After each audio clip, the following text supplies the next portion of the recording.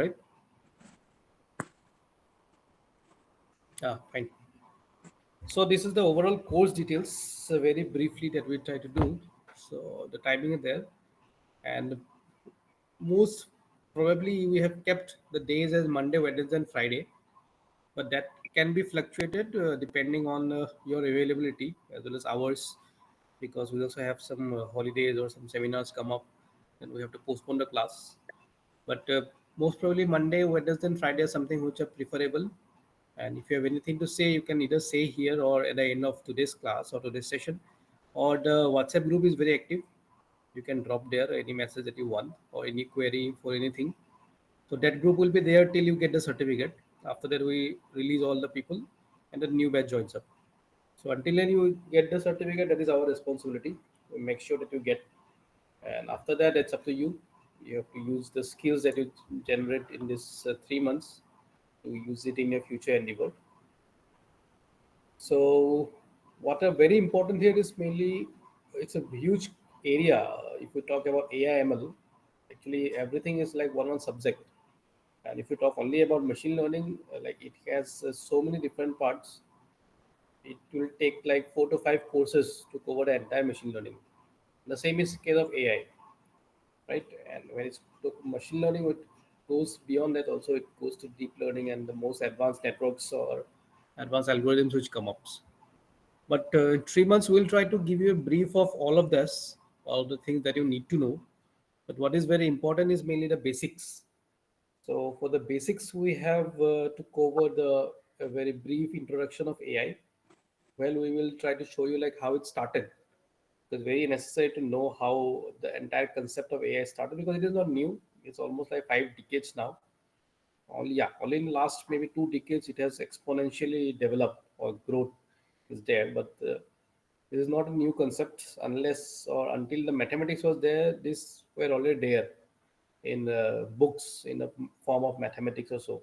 But now when application came, and when the programming languages like Python and R became very useful, and they gave a lot of packages to do, then this entire AIML became very popular, and we are able to solve many new things. So that's how this begins, and therefore we'll try to cover basic introduction to AIML, maybe from next class, but still I'll start today. Like what is the backbone of AI, right? It's mainly then probably statistics will try to show you something, because this is the fundamental. If you try to open any algorithm of machine learning and you just go back, then you will find this again probability and statistics mainly coming up in some form. They will be contributing. So we believe this is very important for people to know. And then we'll try to see some ML algorithms, some of the very popular ones in which you may be beneficial, and some which we have worked a lot, in which we have some beneficial. So some of these algorithms will be covered by Devashish and Bikram. And whenever something new comes up, then I'll share. I'll try to share maybe towards the end of every month. I'll try to attend or I'll try to take a class and introduce you to some new algorithms. And similarly, we'll try to see if we can see some deep learning and also, which will be very important. So basically, it's an online class, and attendance will be taken twice during the class. So once, what happens is mainly people come and join. They think that I have joined and I can leave. So we'll try to take the attendance both at the beginning and towards the end of the class, so that you attend. This is for you, and also for our records, because if the attendance is less than 60%, then you will be not able to give the exam, which is like an online exam. And if you don't give the exam, then you will not be getting the certificate. So both becomes a mandatory criteria, but we have kept it very less, only 60%, because 50% will look very odd. So we believe that 60% of you at least attend the class, find some time. You can put the headphone in your ears and keep the phone ready there. So fine, at least you'll be attending and listening. And if we show you some programs and all, that it's good that if you join in hands with us. So I'll ask my people to show you how to do it in Google Colab also, so that you can do hands-on hands. That become very easy. And then any query, anything apart from WhatsApp, you can also send it to the mail, from where you will be getting mails regularly whenever there's an update, or even any exams or assignments. Everything will coming from this mail only.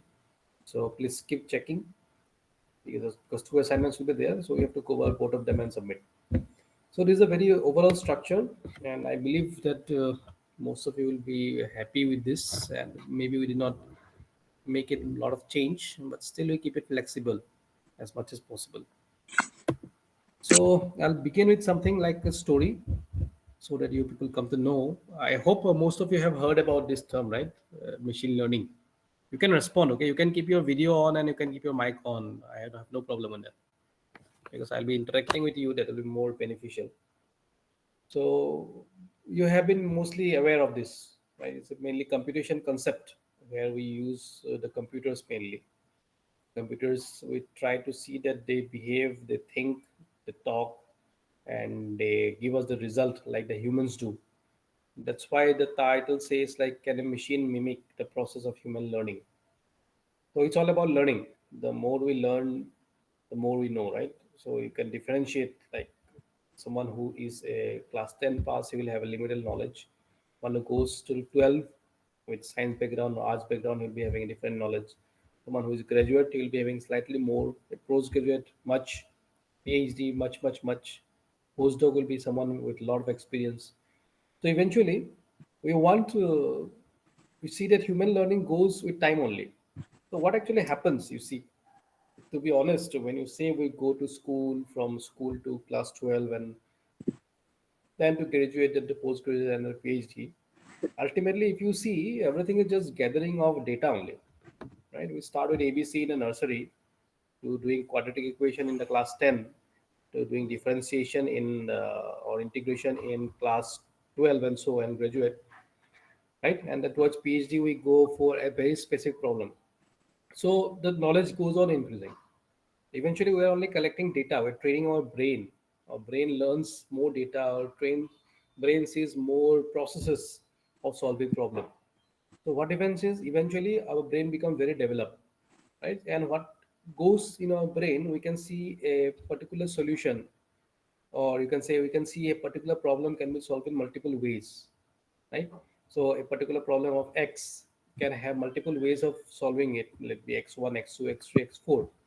And if we're very well trained, then we know that which trend to be taken, whether we should go for X1 or X2 or X3 or X4, like the most optimum one, right? So those things comes with learning, right? The more efficient. For example, if you see those who are doing any courses on what you call that mathematics, where mostly like the Vedic way of learning mathematics or the abacus things, they learn very fast. They can solve problems very easily with numbers because they know the techniques. They learn, right? And they can the same problem can be solved by one person with a lot of time, and the same can be solved with someone else because he has learned a lot of data or the processes. So that's where human learning is. And when we talk about machine learning, we actually expect that the machines will learn in the same way.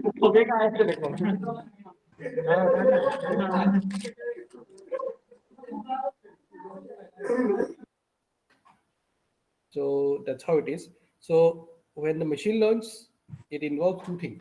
The first is observation, definitely, and where the observation is all about the data, right? The huge amount of data that we give to the machine, that becomes an observation and executing the process, how the process runs. So a machine has to learn two things like the humans. First, the data, and second is the observations. We human can learn observations. Can learn the process and phenomenon very effectively. But data is very large. If it is very large, we cannot process it because remembering it's very difficult to remember a lot of data, a lot of numbers at the same time. But we know the process. We know how the process can be solved. But for the machine, it should be doing the both ways together. But where does the data come actually? So machine learning, as I told you, it's not new. It's a kind of concept which has been going. And if you see, it started with science from the very basic science. So if there is some experimentalists here in this group who are attending the class today, they know that they are still working on the experiments, and experiments are something which are the realistic one, the data which is valid, right? This is called the first paradigm of science, which is called empirical knowledge or experiments. You try and you get a solid target for it.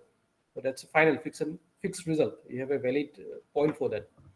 And when books were written, right, the process in which the experiments were done, they were then written as a concepts, which gave the concept of theoretical science, which we read. For example, you consider the Newton's third law, right? That's a statement, and we know the process how to solve it. So that's called theoretical. But there's a practical. It has come from some practical knowledge, right? So from first paradigm, we have jumped to the second paradigm where I see the theoretical science, right? And when the theory was there and the computers came up, programming language became very popular at the time. You can say C or on the Fortran and all, they were very popular. At that time, what happened was those formulas which were there in the books, they could be easily converted into a program, right? So when theoretically we want to solve something in a pen and paper, and if we fit it as a computer program, it can solve it very easily. It can give us a answer in a very fast way, right? But that's where the computational modeling come, or computational science, where the same experiment which was turned into a theory, that theory was again turned into a computation program, and that gives us a simulation kind of thing, right? An experiment in the computers, that's a simulation kind of thing, right? That's a third paradigm. Now, when experiments were done and it went on going, so a lot of data was generated. When theoretical problems were solved, again a huge amount of data was generated. Again, when the computational model came, again a huge amount of data was generated, right? So now what happened is there was a huge amount of data, and we didn't know how to solve it, right? And how do you relate the data? Relating the data was very easy at the time, right? For computer, but for humans, it's difficult to correlate, because if you have a terabytes of data with you, how do you correlate? How do you know that which is the perfect one, which will fit, right? Then came the concept of big data and data science.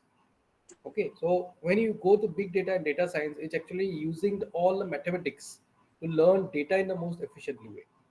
That's called a data-driven approach, and there is a fourth paradigm in which we are currently now standing in the fourth paradigm of science today, and therefore you are joining this class of AI in skill development in AI and ML, right? Because now we have abundance of data, we don't know how to handle it, right? Through the other three paradigms, but now the fourth paradigm, we have algorithms, we have techniques, we have mathematical backgrounds, and this can be solved.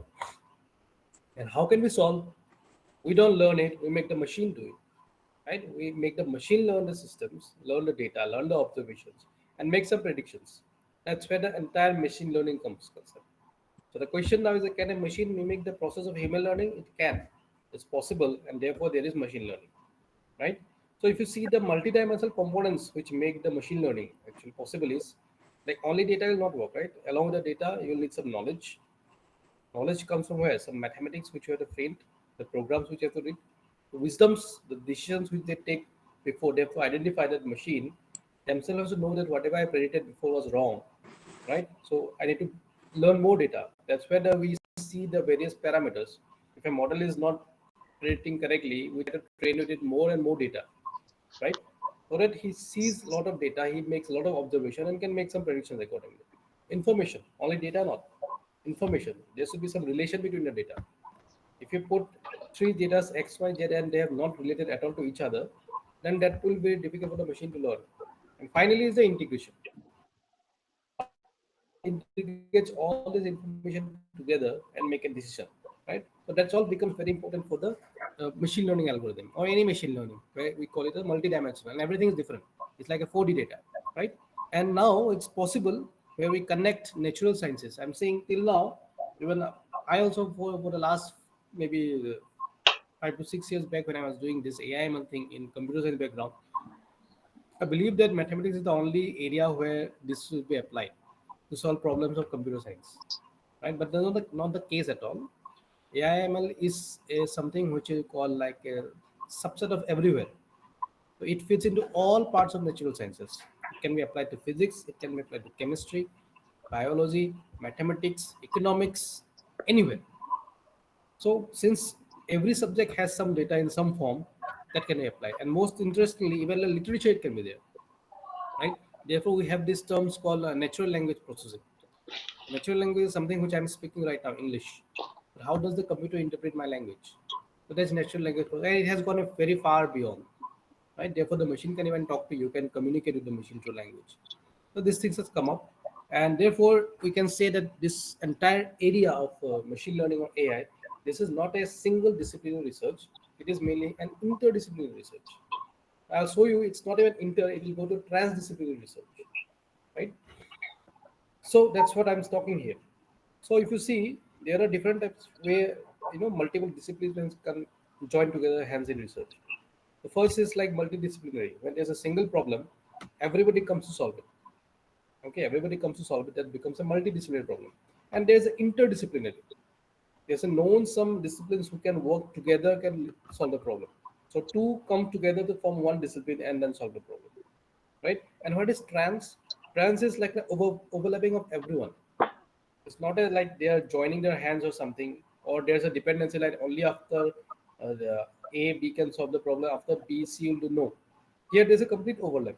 Everybody can come together to solve the problem. That's the transdisciplinary problem. And currently, AIML is a transdisciplinary. It was interdisciplinary before, maybe 5 to 6 years back, but now it's trans because everybody comes together. Now, if you see any work in AIML, the real hardcore research, you will see there will be a computer scientist maybe only writing the program. On top of him, there will be a biologist who will be helping the chemist, and there will be physics who will be helping both the biologist and chemist. And among them, maybe there will be one mathematician who is trying to find out the mathematics beyond that. So when everybody is sitting together, that becomes a transdisciplinary research, and they all come together to solve a problem. And when it comes to the machine, then definitely we need computer scientists who can understand how to write the program, how to train the machine in a way, which algorithm to switch, how to do play with the data. But that comes a completely transdisciplinary package now. How to prove it? So you can see chemistry. Those who are in from chemistry background in this group, you can see it's possible. In chemistry also, they have shown a lot of progress. Explore the chemical space because the chemical space is very very huge. There's a huge amount of data. If you go to natural science, you can go to this is biologics mainly. You have genomics, you have system biology, metabolomics, proteomics, text mining. All the omics are possible now, right? If you go to molecular and material science, that's also there. Material science, when the new materials are being predicted now for the different applications, machine learning has made a huge combination, huge contribution because it can use combinations of different materials and predict that this will be good or this will be bad. And based on that result, the experimentalists can take that as a reference point and start their research from them. And they get a very good hit. And of course, drug discovery. Drug discovery is an area in which our group in this institute is working on, where we will try to show you some use cases where we have applied machine learning, and that is very interesting. So, therefore, I'm saying, see, chemistry is different, biology is different, material science is different. All of them are coming together. They can come together, or they can be overlapped to solve a single problem, and that makes AI/ML as a transdisciplinary. It's a two-way now. You give to AI and AI will give you back. It's not you are only training the model to learn, it will give you back, right? So that's how it started from mathematical modeling to machine learning. So you see, there were initial mathematical. This is mainly from the third paradigm that I'm saying when the simulation started. So there was mathematics, and when you talk about machine learning, behind all the machine learning algorithms is again a mathematics only. So, but since the machine can solve this mathematical equation very fast, so machine learning can learn very easily and give some predictions to you very fast. So there was mathematics, which was mainly what is mathematics? You can say it's an exact and precise way to understand nature, right? So it gives us an equation gives a lot of things. So the entire nature can be represented as an equation. So that's the power of mathematics. So if such type of mathematics is there, then that can be easily done as a modeling part, and that's where the molecular modeling comes up, right? You consider the molecules of any chemistry or any compound. So these molecules, how they behave. So all those patterns, what is their energy, how much they repel, how much they attract, all are numbers only, right? So all those numbers are represent a particular mathematics beyond that. So from mathematical modeling, we can easily come to the molecular model, right? And if you combine both of them, right, then we can use statistics, which is again a branch of mathematics only, where the concept of probability comes up, right? And this probability only leads to the concept of learning, right? Because if you remember the same game that we used to play with the cards or the dice, right? We used to get those questions. So that comes a combination only. So if you have two dice, you throw up, which is how many will get sum as six, how many will get sum as two. So all this comes as a probability. But beyond the probability, what comes is a lot of mathematics of combinations, right? What are the possible combinations? So those are easily trained, and if that is trained, then that can actually contribute to the machine learning.